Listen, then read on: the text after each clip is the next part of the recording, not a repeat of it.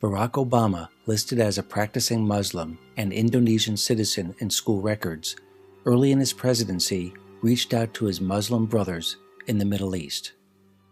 January 21, 2009, the first head of state that Obama called as president was Palestinian PLO chairman Mahmoud Abbas.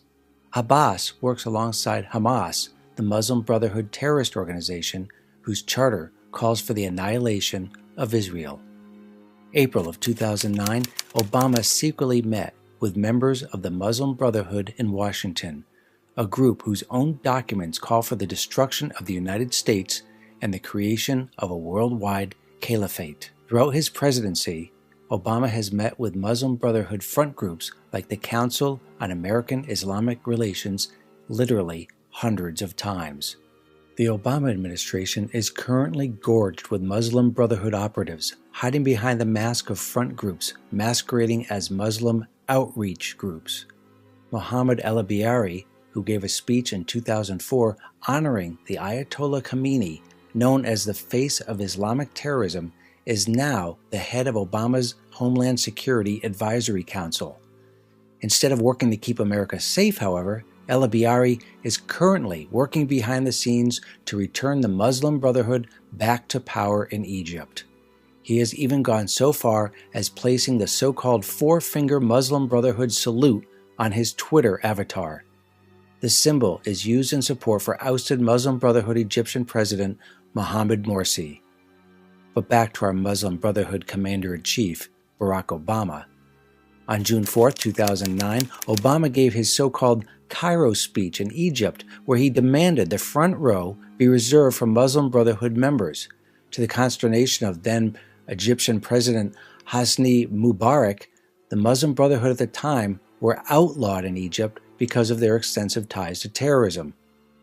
According to Middle East researcher Tony Cartalucci, beginning in December 2010 and early 2011, the U.S. State Department, collaborating with George Soros-funded human rights groups, orchestrated the so-called Arab Spring throughout the Middle East and North Africa, seeking to topple secular governments and replace them with Islamic dictators.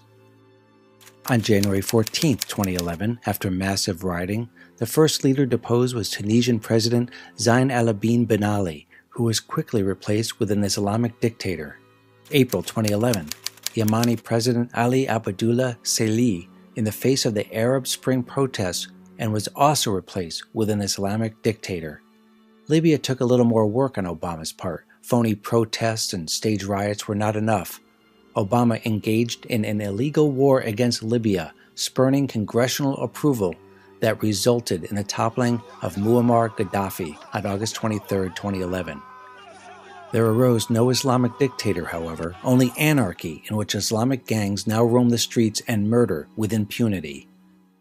On September 11, 2012, Ambassador Chris Stevens, Sean Smith, Ty Woods, and Glenn Doherty were slaughtered by one of these Islamic gangs, the al-Qaeda-linked Ansar al-Sharia. Barack Obama, the Muslim Brotherhood Commander-in-Chief, has not brought one single person to justice.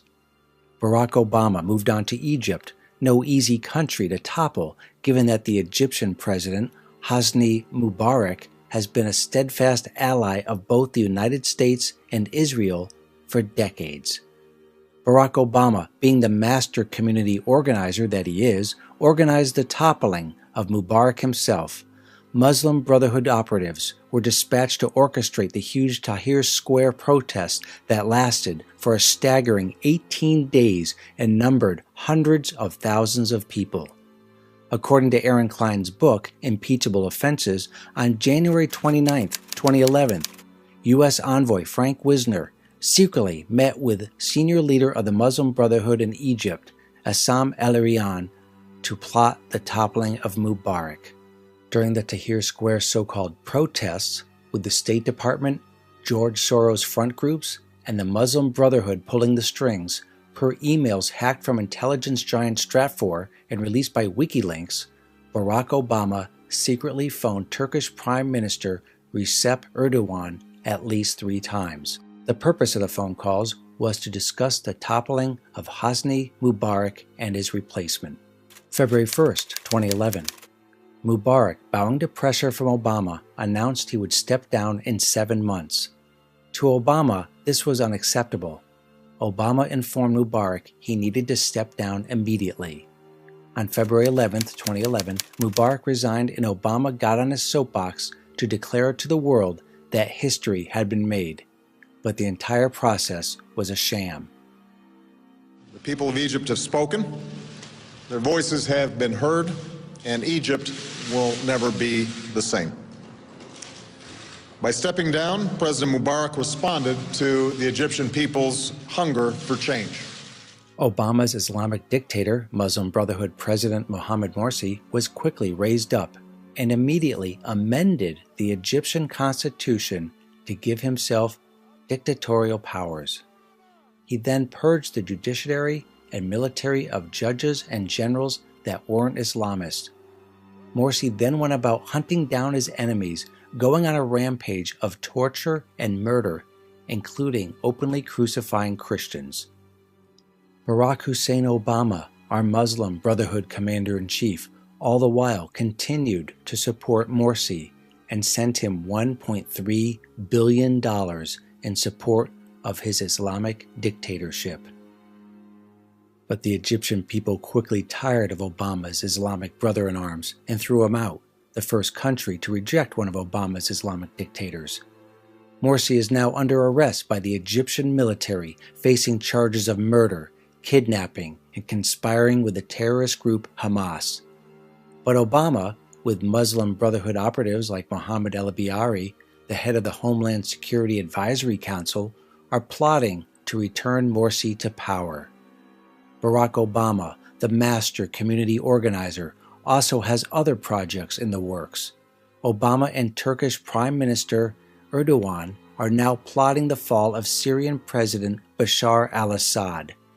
Turkey is now ground zero for supplying weapons to Obama's Syrian rebels, gorged with al-Qaeda, ready to take power once al-Assad is taken out. Barack Obama and Erdogan dream of a return to the caliphate, stretching from Turkey to the Middle East and North Africa. It is rumored Erdogan wants the job as caliph.